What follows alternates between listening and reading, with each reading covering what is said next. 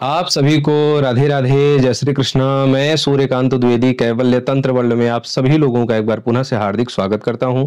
आप सभी लोगों का एक बार पुनः से हार्दिक अभिनंदन करता हूं। बंगाल की अनेकों विद्याएं, जो बंगाली विद्याएं हैं, बंगाल से सीखी हुई विद्याएं हैं, उसमें से मैंने आपको बहुत कुछ प्रदान किया। आप लोगों ने प्रयोग किया, लाभ मिला। आज जो मैं आप लोगों को उसी बंगाल की धरती का जो मंत्र सिखाने जा रहा हूं, ये भी बहुत विशिष्ट मंत्र है। बहुत लोग कहेंगे हमारे किस काम का है, ये तो जो लोग मधुमक्खी पालन करते हैं उन लोगों के काम का है। तो मैं आप लोगों को बता दूं कि मधुमक्खी वर्तमान समय में जो मधुमक्खी का शहद है, जिससे लाखों प्रकार के फायदे आयुर्वेद में गिनाए गए हैं, वो शहद तो आपको मिलता ही नहीं है। ये सब डुप्लीकेट है। और ये शहद आप अपने घर पे भी बना सकते हैं, अगर डुप्लीकेट शहद जिसको बनाना आता है तो। हालांकि उसका बाद में छापा वगैरह पड़ेगा, पुलिस के डंडे पड़ेंगे और केस वगैरह होगा, वो बात अलग है। लेकिन नकली शहद बनाना बहुत आसान है और असली शहद पाना बहुत कठिन है। तो असली शहद पाने के लिए बहुत सारी प्रक्रियाएं करनी पड़ती हैं, इंतजार करना पड़ता है, छत्ता देखना पड़ता है, और फिर छत्ता देख लेने के बाद उस छत्ते को कैसे प्राप्त किया जाए बिना मधुमक्खी का डंक सहे बिना, तो वो बड़ा कठिन प्रोसेस है। उसके लिए लोग कंबल ओढ़ के जाते थे, नीचे आग लगा के धुआं लगा के जाते थे, ताकि नीचे आग धुआं चलेगा तो ऊपर से मधुमक्खियां उड़ जाएंगी। और फिर जालियां लगा के जानी पड़ती ताकि कोई भी मधुमक्खी अटैक ना करे, क्योंकि अगर मधुमक्खियों का अटैक हो जाएगा तो भागना मुश्किल पड़ जाएगा, जमीन कम पड़ जाएगी। मधुमक्खियों का अटैक इतना खतरनाक होता है।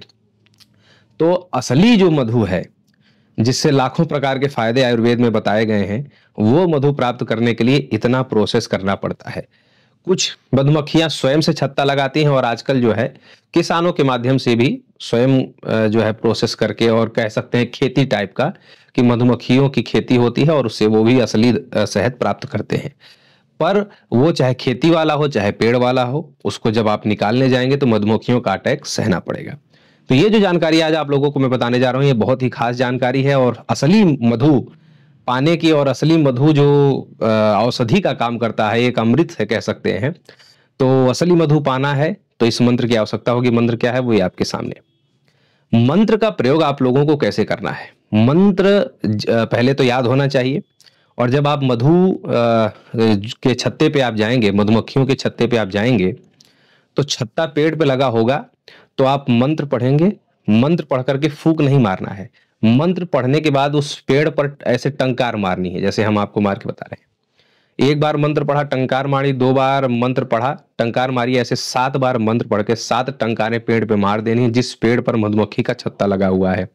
इस मंत्र का चमत्कार ये है, बहुत लोग, मैं फिर बता दूं इस मंत्र के माध्यम से, कि बहुत लोग जब किसी मंत्र के साथ किसी जड़ी या किसी ऐसे सामग्री का जब वर्णन आता है मंत्रों में, तो लोग कहते हैं कि ये तो जड़ी का कमाल था, मंत्र का कोई वैल्यू तो था नहीं। तो ये जो मंत्र आपको बता रहा हूं, और ऐसे अभी बहुत मंत्र मैं आप लोगों को बताने जाऊंगा जिसमें किसी भी वस्तु की आवश्यकता नहीं है। जैसे पीछे हमने बवासीर वाली वीडियो में बताया कि किसी भी सामग्री, यहाँ तक कि जल या कुछ भी आवश्यकता नहीं है, वैसे ही यहाँ भी बता रहा हूँ, केवल टंकार मारनी है। ऐसा नहीं कि कोई आग जला के कोई स्पेशल आयुर्वेदिक सामग्री डालनी है, जड़ी कुछ नहीं। केवल 7 बार मंत्र पढ़ना है। मंत्र के अंतिम में ऐसे पेड़ पर टंकार मारना है। आप पेड़ पर चढ़ जाइए, मधुमक्खियां कुछ भी नहीं बोलेंगी, और मधुमक्खियां वो छत्ता छोड़ करके चली जाएंगी, और कोई भी मधुमक्खी आपको अटैक नहीं करेगी। वो छत्ता आप ले लीजिए, मधु निकाल लीजिए। यह मधु निष्कासन का स्वयं सिद्ध बंगाली मंत्र हमने आपको प्रदान किया, ताकि कम से कम भारत में असली मधु मिले। भारत इतना समृद्ध देश था जिसको लोगों ने कमजोर किया, मुगलों ने कमजोर किया, अंग्रेजों ने कमजोर किया। ये सभी विद्याएं भारत की ही हैं, और भारत के कम से कम प्रयोग में आए, ताकि भारत में कम से कम डुप्लीकेट सामान ना मिले। ये एक मुहिम कह सकते हैं, इसलिए मैं ऐसे ऐसे मंत्र आगे भी सिखाऊंगा। तो ये जानकारी जान करके आपको कैसी लगी, कमेंट में लिखिएगा। राधे राधे।